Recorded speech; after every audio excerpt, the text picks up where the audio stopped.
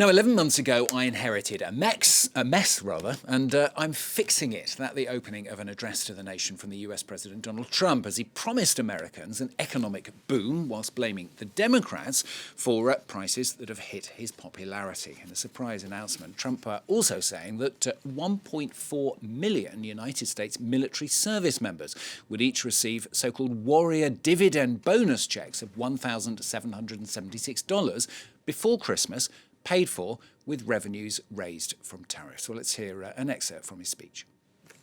Tonight, after 11 months, our border is secure, inflation is stopped, wages are up, prices are down, our nation is strong, America is respected, and our country is back, stronger than ever before. We're poised for an economic boom, the likes of which the world has never seen.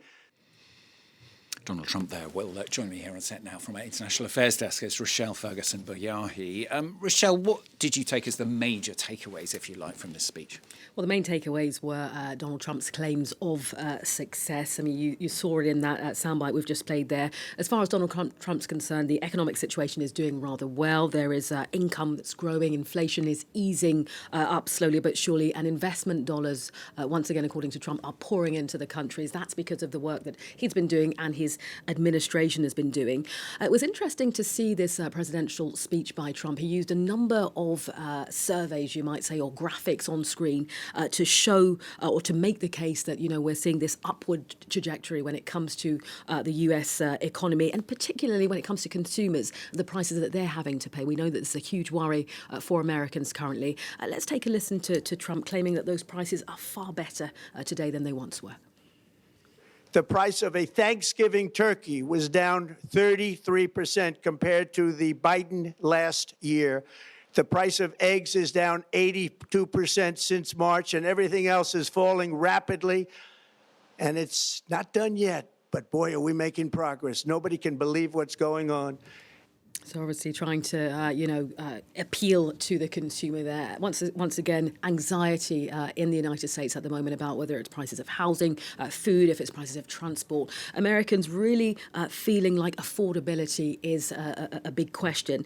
Now, despite those claims, it's interesting to note that inflation was descending, but it's shot right back up. It's accelerated since Trump imposed tariffs in April. So we're seeing what these claims of, gains in the US not quite adding up when you look at the statistics. Just a quick poll, which I find interesting. 76% of Americans last month saying that they view the economy negatively. That's up from 67% in July. So we're seeing a nationwide dissatisfaction when it comes to the economy. Just really briefly, if we can bring up this DLS behind us, he also hailed efforts when it comes to immigration. He says that, for the last 7 months, no illegal aliens have made their way into the US. He says that under Biden, this was ultimately the far west, and that illegal aliens were flooding American citizens, as were criminals. He also claimed, peculiarly enough, to have ended 8 wars. We're not sure which wars those were.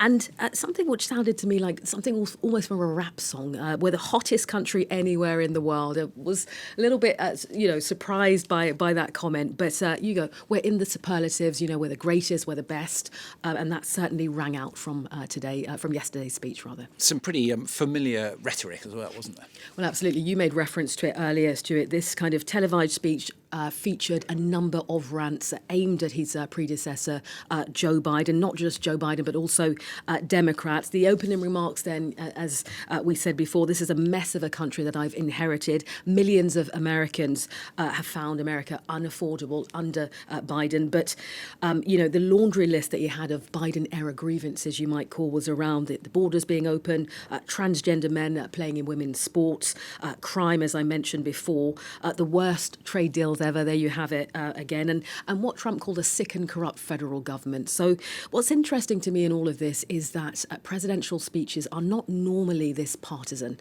We're expecting kind of more domestic issues to be flagged up, perhaps some reference to more international issues. It felt more like a rally speech in many senses than it did a traditional presidential speech, a condensed version, if you will, of his normal political remarks. Yeah, it's not a speech that he had to make, is it? There was some surprise when it was announced that he was going to make this speech. So why is the timing of it important, do you think?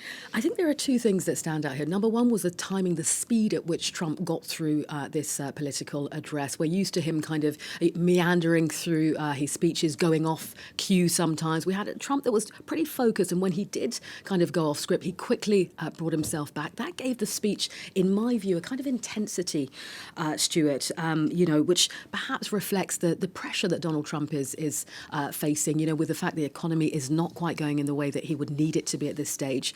The other timing that's key is the midterm elections coming up in 2026. Now, Republicans were wanting to turn this situation around. Donald Trump will want public sentiment to be moving back in his favour. And just lastly, he'll also want, the economy to actually do, to move forward and for inflation to really go down. Rochelle, thanks very much. Rochelle Ferguson from our International Affairs desk there.